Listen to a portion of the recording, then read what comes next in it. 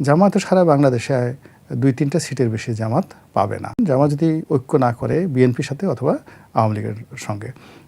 তো কাজেই এই দলগুলো যে যারা পিআর চাচ্ছে বা যারা এই ক্ষমতা কেন্দ্রিক একটা পরিস্থিতি ঘোলাটে করতে চাচ্ছে, এবং এখন তারা ডক্টর মোহাম্মদ ইউনূসের মতো একটা অরাজনৈতিক শক্তি যখন ক্ষমতায় থাকে তখন তারা যেভাবে আঞ্চলিক ভাষা যদি বলি মাতব্বরি করতে পারছে, প্রায়োরিটি পাচ্ছে, যেভাবে তারা গুরুত্ব পাচ্ছে, এটা রাজনৈতিক সরকার আসলে তো তারা এক চেয়ারে মির্জা ফখরুল সাহেব বা ওবায়দুল কাদের সাহেব এদের সঙ্গে এক চেয়ারে বসবেন, কথাবার্তা বলবেন, বন্ধুর মতো বলবেন, এই পরিস্থিতি এখন বাংলাদেশে তৈরি হয়নি।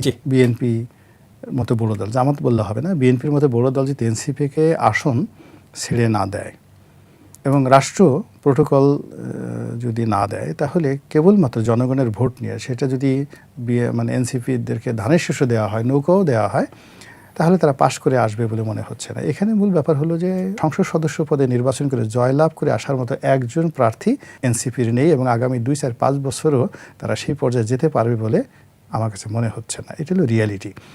কাজেই এখানে এনসিপির প্রতীক কি পেলেন তারা বা পেলেন না, এটা নিয়ে আমার কোনো মাথা ব্যথা নেই। তবে আমার যেহেতু তাদের প্রতি আমার একটা দুর্বলতা আছে, সেক্ষেত্রে হলো এই দেশে বাংলাদেশে যেখানে ডক্টর মোহাম্মদ ইউনূস ক্ষমতা আসার সাথে সাথে কত কোটি টাকা, 600 না 700 কোটি টাকা ঋণ মকুব করে নিলেন, ওই একটা বিশ্ববিদ্যালয় নিলেন, ওই ব্যবসা বাণিজ্য নিলেন, তো ওই ছেলেরা তো কিছু চাচ্ছে না, একটা প্রতীক চাচ্ছে।